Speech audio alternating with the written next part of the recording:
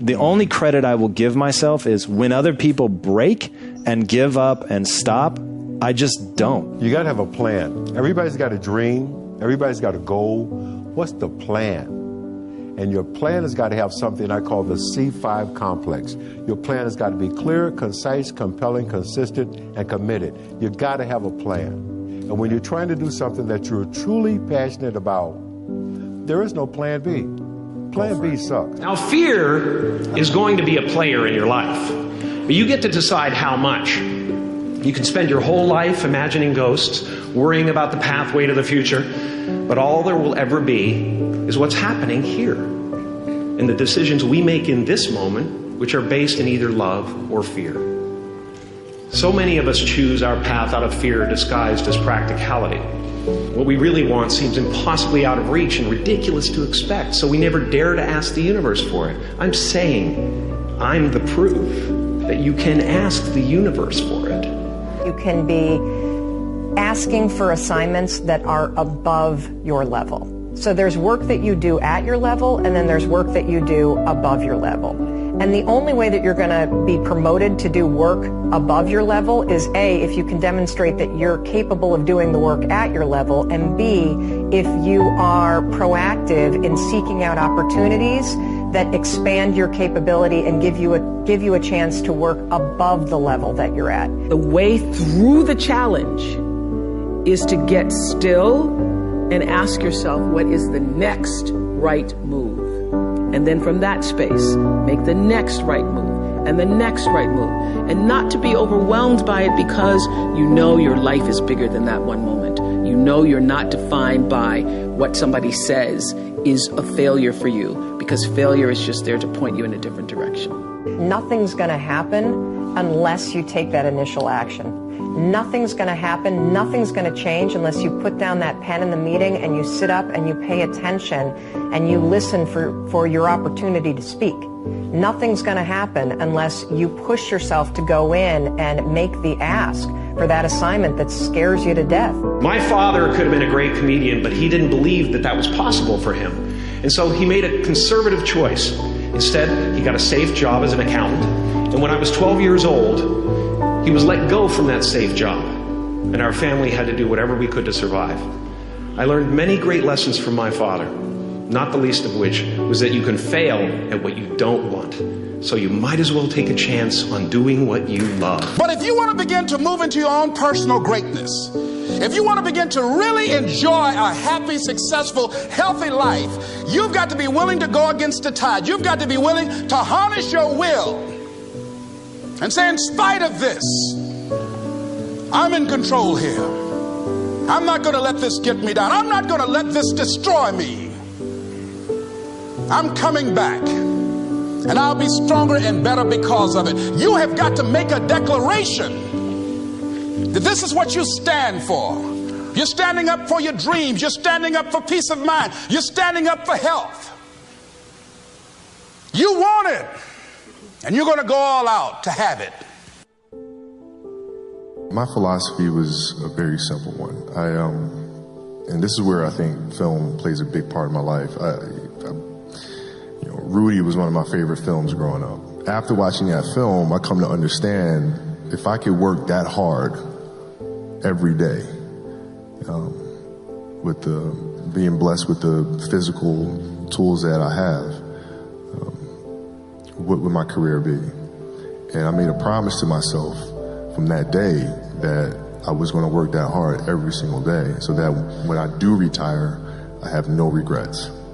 And that was the most important thing for me, is to leave no stone unturned, get better every single day. And if I lived that way, then over time, I'd have something that was beautiful. But that was my philosophy. It seems like a pretty simple one, but if you live your life to just get better every single day and do that for 20 years, what do you have? Select a person who is already doing something that you'd like to do. Get to know that person. Go to the experts for advice. Don't ask the person next door, your mother, father, brother, or the guy that works beside you, because they don't necessarily know. There's no point in asking a person how to earn a lot of money if they're only earning $10,000 a year. They don't know. If they knew, they'd probably be earning a lot. It's like, don't go to a sick doctor if you want to get healthy. Okay. So you find someone that you can go to for advice. Get a real good book and lock into that book and start to study it. Like, I've had this one that looks like a Bible, you know. But this is Napoleon Hill's book, Think and Grow Rich. I've been reading this thing now for 23 years. I'll probably read it for another 23 years. I got another good book that I brought over here today. It's called The Power of Your Subconscious Mind. Now, I'm not getting a commission for selling this. The author's dead now. He's been gone for a couple of years. But Dr. Joseph Murphy wrote this book, The Power of Your Subconscious Mind. And that's probably one of the best books that you're ever going to find, because you're going to learn something about your mind when you read this book. Okay. Now, I read a lot of books. I've got probably 1,000 books sitting in my den at home in my library. But the one that I carry it everywhere I go, and I read it all the time, is Think and Grow Rich. I never stop reading it. Now, where's the value for you to reread that and read it again? I mean, you must know it well enough that... I think I could probably recite it verbatim. But the secret is, I once read in a book where it said, when you read a good book through the second time, you don't see something in it that you didn't see before. You see something in yourself that wasn't there before. You see, when I read this, I create a greater awareness. The bow too tightly strung is easily broken, says one of the Proverbs. Balance is a gorgeous thing. So be monomaniacal in your execution around your high-value targets, your HVTs, your mission plan, but also build in some rewards. And that's going to send a gorgeous message to your conscious and your subconscious mind that, hey, this daily practice of execution around my deliverables is a beautiful thing. And you create this thing called momentum. And the monk who sold his Ferrari, I went back and I saw this recently. I think there's a whole chapter on momentum.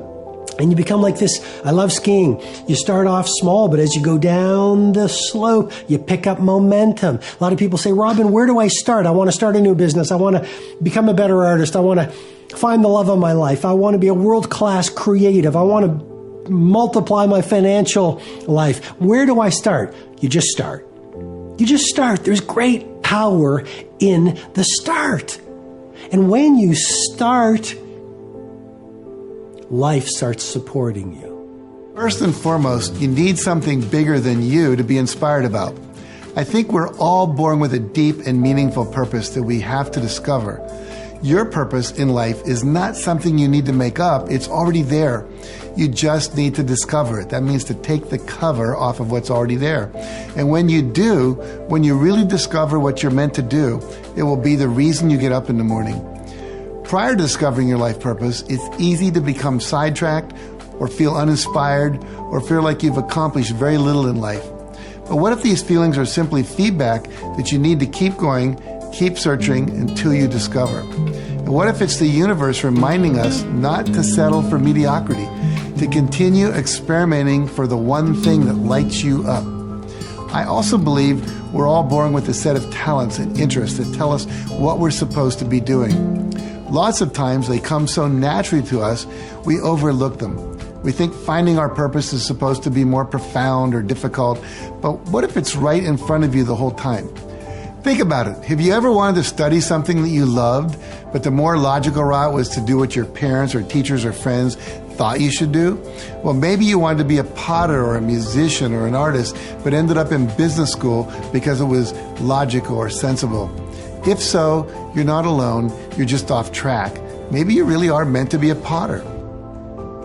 As soon as we got tougher, as soon as we got less PC, as soon as we got that we didn't care what they said or thought about us, we got more successful. And we started doing deals.